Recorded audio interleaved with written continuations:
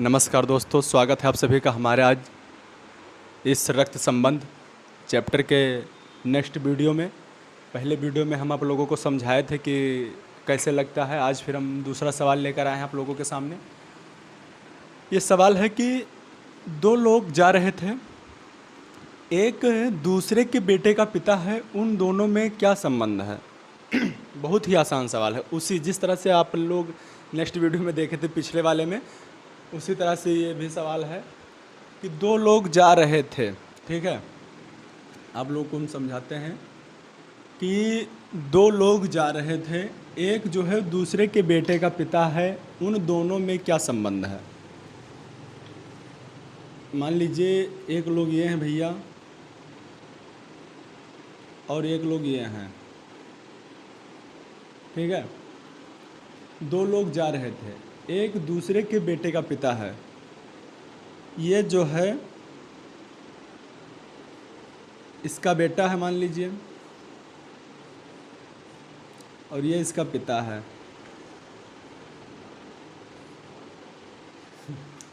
देखिए, हमेशा एक बेटे के दो ही लोग होते हैं, एक माता होता है और एक पिता होते हैं। ठीक है, माता होती है और एक पिता होता है। तो मान जब ये इसके बेटे का पिता है, ये इसके बेटे का ये पिता है, तो ये कौन हुई? माता हुई ना, ये हुई माता। यानी कि उन दोनों में क्या संबंध? तो उन दोनों में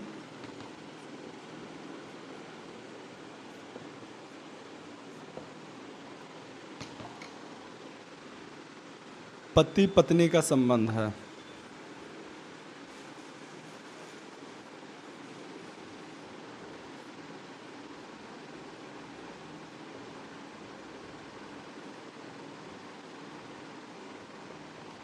ऑप्शन देख लीजिए, हम लिखना भूल गए। ऑप्शन में है पिता पुत्र, माता पुत्र, या माता पुत्री, या पति पत्नी। ऑप्शन है पिता पुत्र, दूसरा ऑप्शन है माता पुत्र, तीसरा ऑप्शन है माता पुत्री,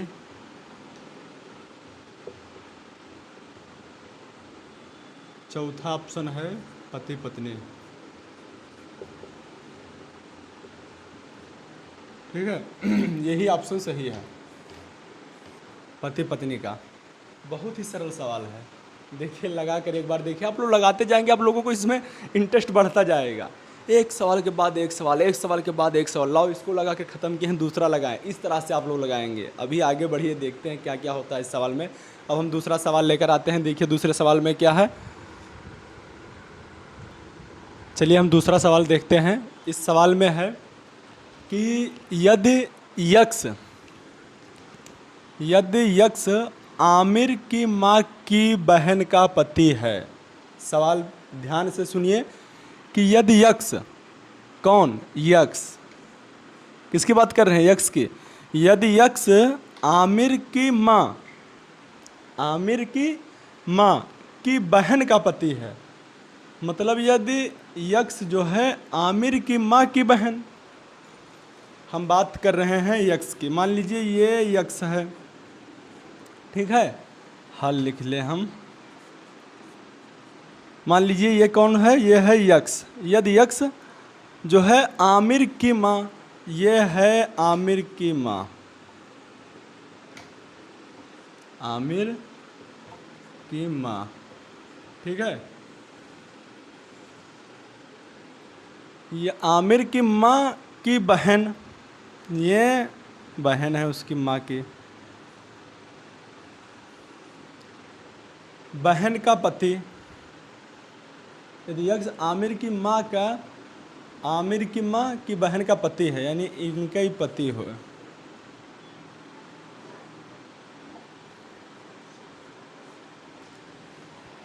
सवाल सुनिए कि यदि यक्ष जो है वो आमिर की माँ की बहन का पति है। यदि यक्ष आमिर की माँ की बहन का पति है, मतलब आमिर की माँ की बहन का पति है, तो यक्ष का आमिर से क्या संबंध है? तो भाई यक्ष आमिर का मौसा हुआ कि नहीं हुआ? अच्छा, अपने दिमाग से सोचिए कि हुआ कि नहीं हुआ। भाई जब यक्ष जो है वो आमिर की माँ की बहन का पति है, तो आमिर की माँ कि बहन जो हुई तो आमिर की मौसी हुई और उसका पति आमिर यक्स का मतलब आमिर का मौसा हुआ। तो यही तो है बंदा, जो आमिर की माँ की बहन का पति है और आमिर का मौसा है, यानी कि ये जो है ये मौसा है आमिर का। क्या है? आमिर का मौसा है भाई। इसमें देखिए कोई ऑप्शन में दिया है, पहले ऑप्शन में दिया गया है पिता नहीं है, भाई नहीं है, भांजा भतीजा नहीं है, चाचा है नहीं है, मामा है नहीं है, मौसा है कि नहीं है? हाँ है मौसा, सही है।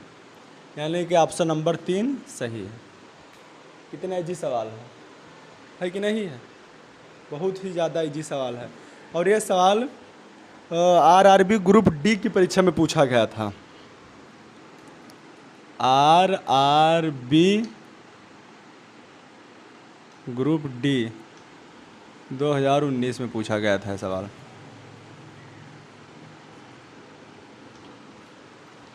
देखिए कितना अच्छा है, आप लोग को देखने में बहुत इजी लगता होगा कि इतना सरल सवाल है कि क्या बताएं, इसमें कौन सा मंत्र पढ़ना है, इसमें कौन सा मतलब बहुत कठिन है। लेकिन देखिए आरआरबी ग्रुप डी की परीक्षा में पूछा गया था सवाल, इजी है तो क्या हुआ, कभी किसी भी चीज़ को हल्के में ना लो, ठीक है?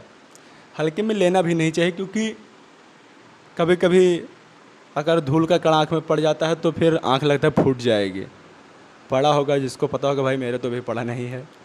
तो देखिए सवाल है, अब हम चलते हैं तीसरे सवाल में। आज रक्त संबंध से जितने भी डाउट होंगे सभी ख़त्म कर देंगे, कल आप लोगों को हम नेक्स्ट चैप्टर के साथ मिलेंगे। तो तीसरा सवाल लेकर आते हैं, देखते हैं क्या है तीसरे सवाल में।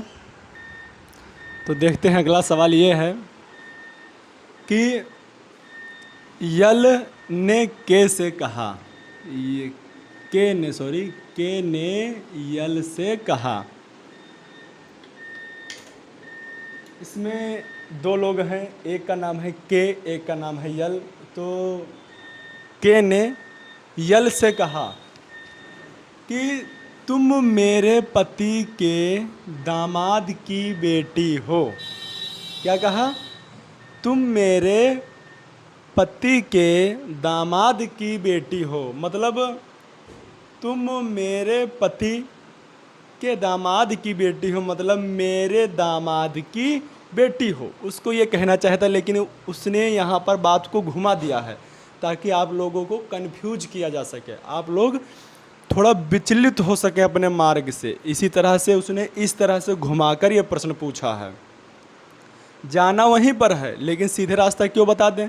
आसानी से पहुंच जाओगे? नहीं, तुमको दौड़ाना है, रगड़ना है, और बेटा दिमाग लगाओ। तुम मेरे पति के दामाद की बेटी हो, यल के से किस तरह संबंधित है? जो यल है वो के से किस तरह संबंधित है भाई? तो किस तरह संबंधित है?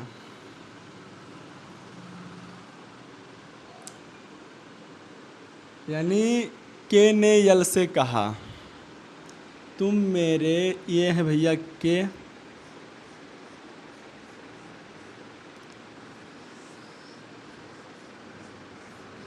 ये है भैया यल।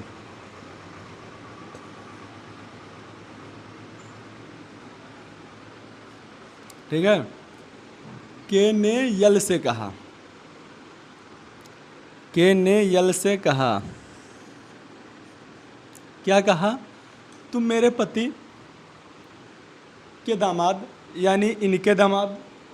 ध्यान से सुनना, बाद में मत कहना कि सर जी ये नहीं समझ में आया, वो नहीं समझ में आया, कैसे समझाते हो। ध्यान से समझते चले तभी समझ में आएगा, ठीक है? तुम मेरे पति के दामाद की बेटी हो। मान लीजिए हम हैं के और आप हैं यल, ठीक है? तो हम ये साफ साफ कह सकते हैं कि तुम जो हो वो मेरे पति के दामाद की बेटी हो, मतलब मेरे पति के दामाद। तो भाई हमारा दामाद हो या मेरे पति का दामाद हो, दामाद तो हम लोगों का ही हुआ ना, हमारा ही दामाद हुआ। कि मतलब कि दामाद की बेटी हो, मतलब मेरी बेटी, मतलब मेरे दामाद की बेटी, यानी कि मेरे बिटिया की बिटिया हो। अब समझ में आया आपको? साफ साफ ये कहना चाहता हो कि तुम मेरे बिटिया की बिटिया, यानी कि अच्छा बताओ कि जो लड़का का लड़का होता है वो पोता होता है, और जो लड़की का लड़का या लड़की की लड़की होती है वो क्या होता है? नातिन होती है ना। यही तो कहा जाता है हम लोगों में। कि भाई वो हमारे नाती हो और भैया हमारे 4 ठो नाती हैं, या कहते भैया हमारे 2 ठो पोता हैं, एक पोती है, यही तो होता है। तो अगर बिटिया के लड़का बिटिया हो तो उसका कहा जाता है नाती नतकुर, और जो लड़का के लड़का बिटिया हो का कहा जाता है पोती पोता। ठीक है।